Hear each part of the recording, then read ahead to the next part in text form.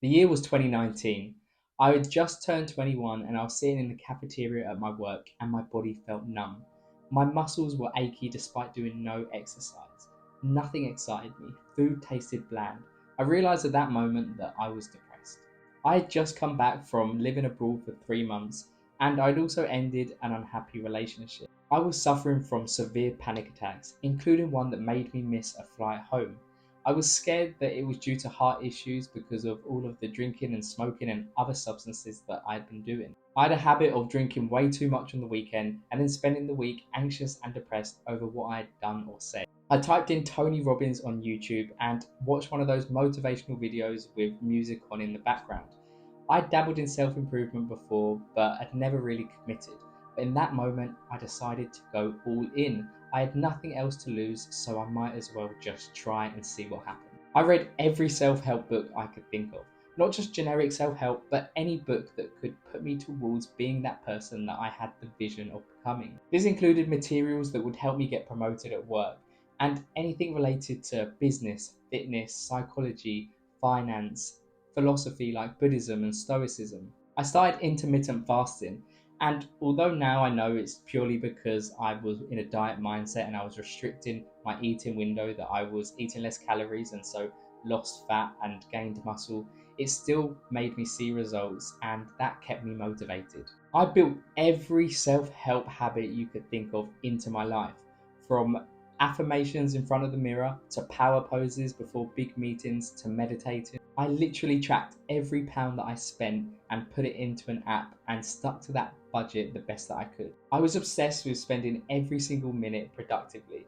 It's mad to think of now, but the idea of just sitting on the sofa alone and watching TV was disgusting to me at the time. I was even obsessive with grooming, so I'd wake up early to trim my eyebrows and my beard and make sure I shave every day and shower right before work. I journaled every day without fail right before I go to bed, listing out the things that I could improve on and what I did well.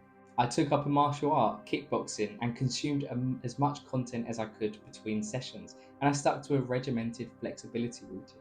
I learnt the science behind marketing and psychology and started multiple online businesses in my spare time in the evenings. I studied YouTube channels like Charisma on Command, The School of Life, and Matt Diavala. I took a complete break from Instagram and I stopped listening to music altogether and replaced my commute with audiobooks, and I listened to them at 2 times the speed so I could get as much information in as possible. I learned as much as I could about building wealth and growing it.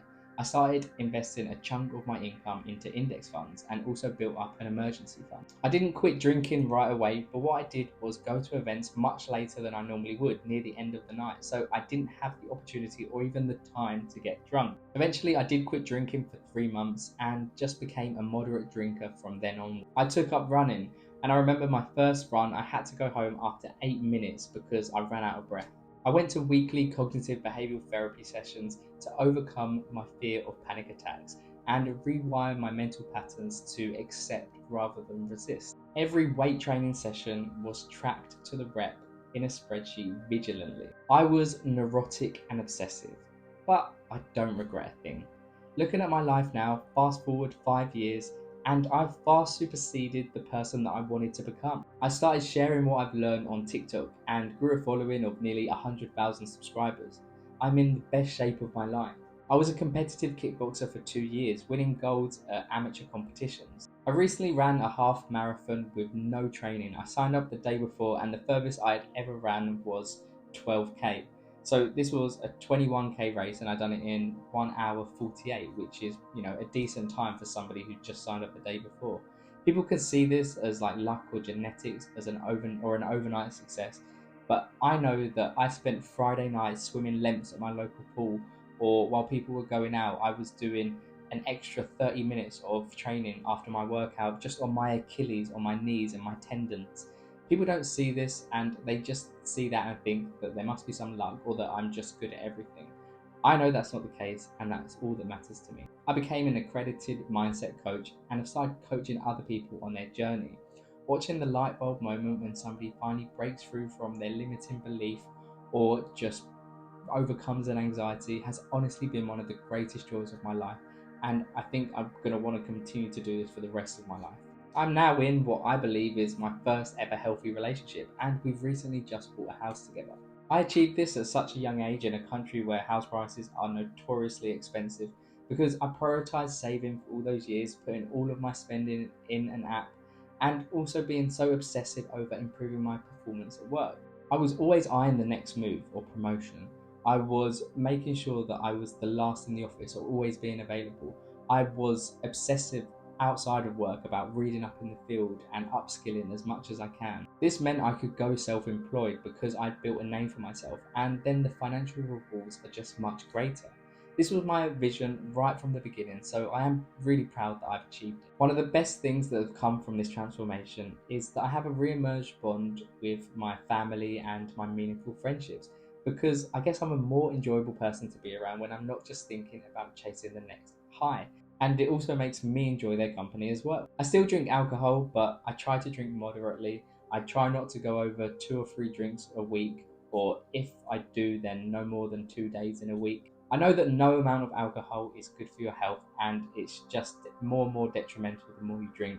But I do think it acts, for me, in my personal view, as a social lubricant, and it kind of offsets the negative aspects if that extra 1 or 2 drinks does build more meaningful connections with the people around you. Obviously, not everybody needs that to connect with other people around you, but some people do, and personally, I think that's okay.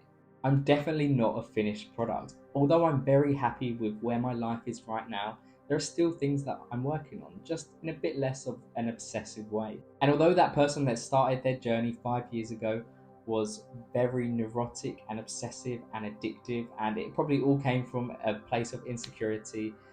That's why it tipped over into such an extreme end. I truly would not have him any other way.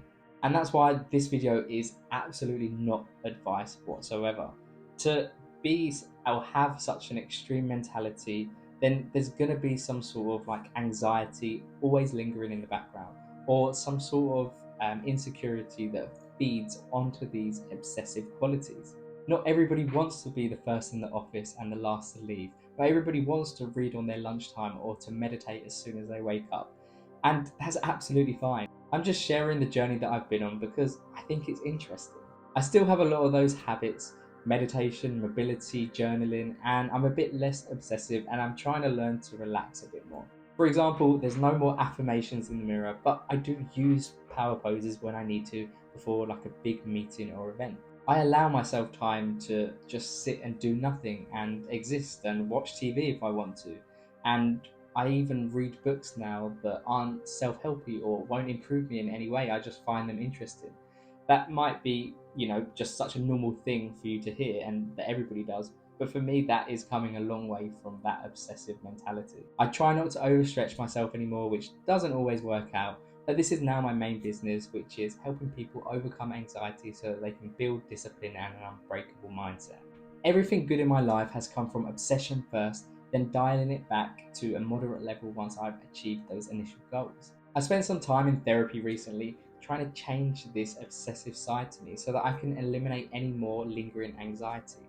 But I came to the realization that this is just essentially part of who I am. That if I can use this neuroticism for good with complete awareness, then if you gave me the choice of being a little bit crazy and anxious but living the life I do with the people around me and my hobbies and the life that I built versus a passive life but entirely peaceful, then if I'm being completely honest, I would choose the former. It's definitely more fun that way.